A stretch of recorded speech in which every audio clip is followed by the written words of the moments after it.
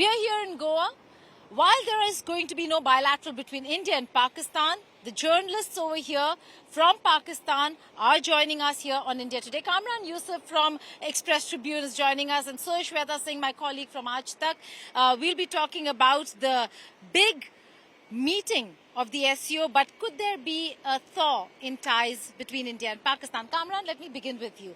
Bilawal Bhutto Zardari is in Goa. A lot of questions being asked as to why is he in Goa? Why did he have to come and attend the meeting in person when he could have done it virtually? I think this was an important question, and before coming to India, we were told that given since India was going to be the president of the SCO, so Pakistan knew that under SCO Charter, India will have to extend invitation to Pakistan as well as other members. So there were discussions and consultations going on, and all kinds of possibilities, both merits and demerits.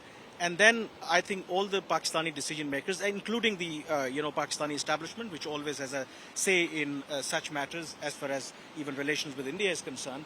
So all the Pakistani decision makers concluded that SCO is an important forum, and given that China, Russia are part of this group, and key Central Asian states and even maybe other countries will also join. So this is not the time that Pakistan should leave this such key forum and just skip the forum or just attend this conference virtually, because so that was the rationale behind. But at the same time, they also try to dispel the impression that if this was meant for any rapprochement with India. They said that this is purely a visit meant to advance the SCO process. It has nothing to do with the bilateral relationship. But of course, that given the fact that this visit is taking place after a long time, as far as Pakistan's foreign minister is concerned, last time it was back in 2011 when a Pakistani foreign minister visited India. So naturally, there will be a lot of interest, and there is a lot of interest that what actually prompted Pakistan really to, send foreign minister. Sweta, we have covered many a meeting, and we know that every time India and Pakistan are in the room, they normally try to overshadow the larger picture, zooming out and looking at the bigger picture over here. Do you think that's going to happen over here? It has kind of started happening with Bilawal landing and the kind of coverage.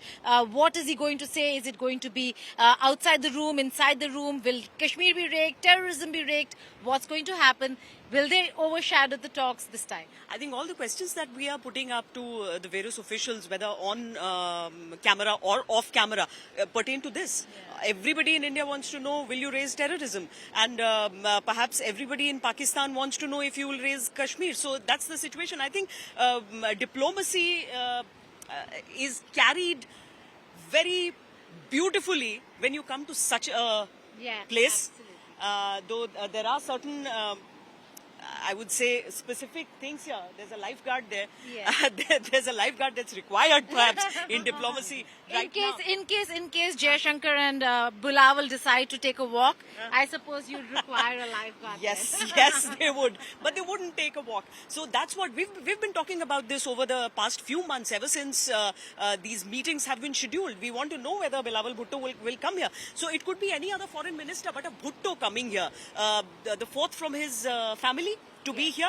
So that adds a different dimension to this entire visit.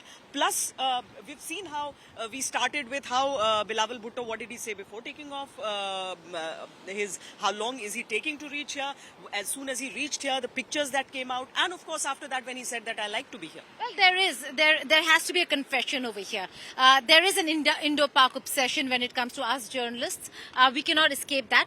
But on a serious note, Kamran, there are a lot of niggling issues when it comes to India-Pakistan that cannot be resolved over here. But there certainly is no movement, no forward movement. I know the situation in Pakistan itself is dire, and financial in terms of the finances, and that's why Pakistan needs to be represented everywhere. We understand that. But for India, it's a different ballgame altogether. Are these niggling issues something that concerns Islamabad? And I'm not saying Rawalpindi, I'm not talking about the army. I'm talking about how concerned is the Pakistan public about how things have been so far between India and the Pakistani establishment per se?